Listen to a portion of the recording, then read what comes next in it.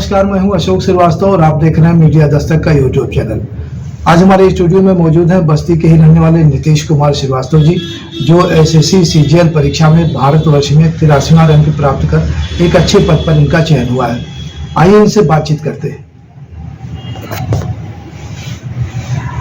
नीतीश, आपने एक परीक्षा, महत्वपूर्ण परीक्षा उत्तीर्ण की है एसएससी सीजीएल की, और उसमें भारतवर्ष में 83वां रैंक प्राप्त किया है।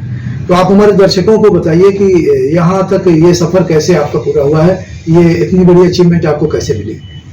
सर, हमने यहीं बस्ती से रह करके अपनी क्लास 10 के एग्जाम पास किया। उसके बाद हम कानपुर में गए। कानपुर में हमने बीटेक किया। वहाँ से कानपुर से बीटेक करने के बाद हमने 4 साल गुजरात में जॉब किया था, गुजरात फ्लोरोकेमिकल लिमिटेड में। उसके बाद हमने एसएससी सीजीएल की तैयारी की।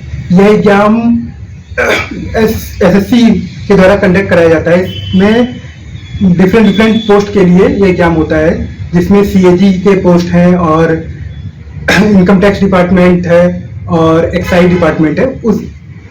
इन सभी में भारत में टोटल सीजीएल 2022 की परीक्षा में 38 लाख लोगों ने प्रतिभाग किया था। उसमें हमारा 83वां रैंक आया है और मैंने डिविजनल अकाउंट ऑफिसर की पोस्ट पे चयन किया है। नीतीश, आपने बस्ती में सरस्वती विद्या मंदिर रामबाग से पढ़ाई की है हाई स्कूल की, जैसा कि आपने कहा है कि 80% अंकों के साथ आप उत्तीर्ण हुए थे। तो कहीं ना कहीं बस्ती जनपद का आपने उस समय भी नाम रोशन किया था, मान बढ़ाया था, और आज इतने बड़े पद पर आपका चयन हुआ है। आपने अभी बीटेक की बात की, तो बीटेक आपने किस सेगमेंट से किया था?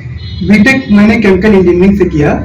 और हाँ, बस्ती में मेरा स्टार्टिंग के मेरे 18 साल बस्ती में ही गुजरे हैं। उसके बाद मैं कानपुर में गया। कानपुर के बाद फिर मैं गुजरात में जॉब किया था। उसके बाद अभी हमारा एसएससी सीजीएल 2020 से जूनियर स्टैटिस्टिकल ऑफिसर के पद पर चयन हुआ था। उसको छोड़ करके मेरा सीजीएल 2021 में असिस्टेंट ऑडिट ऑफिसर के पोस्ट पर चयन हुआ, जिसमें हमारी ज्वाइनिंग आने वाली है। और लेकिन अभी विगत 2 दिन पहले एसएससी सीजीएल 2022 में डिविजनल अकाउंट ऑफिसर के पोस्ट पर चयन हुआ है। ये आपने अभी 3 परीक्षाओं का नाम लिया। जी। ये कितने ड्यूरेशन में आपने तीनों परीक्षा पास की? जी, पहले एसएससी सीजीएल एग्जाम थोड़ा सा डिले चल रहा था, तो तीनों का रिजल्ट 8 महीने के ड्यूरेशन में ही आया है। अक्टूबर में सीजीएल 2020 का रिजल्ट आया और मार्च में 2021 का, और अभी 2 दिन पहले। आप जैसे लाखों युवा देश भर में तैयारी कर रहे हैं परीक्षाओं में बैठने के लिए, एक अच्छा पद और अच्छा रैंक हासिल करने के लिए, आप उन युवा साथियों को हमारे चैनल के माध्यम से क्या संदेश देना चाहेंगे? जी, मैं ये कहना चाहूंगा कि अगर आप किसी एग्जाम की तैयारी कर रहे हैं तो उसमें सफलता जरूर मिलेगी, लेकिन उसके लिए आपको कंसिस्टेंट होना पड़ेगा, क्योंकि आजकल कंपटीशन का दौर है। तो वहां पे अगर आप एक भी दिन पढ़ाई नहीं करते हैं तो फिर आप कितने लोगों से पीछे हो सकते हैं, इसका अंदाजा आपको खुद नहीं होगा। तो डेली आप कम ही पढ़िए, लेकिन आप डेली पढ़िए। 6 से 7 घंटा पढ़ना जरूरी है।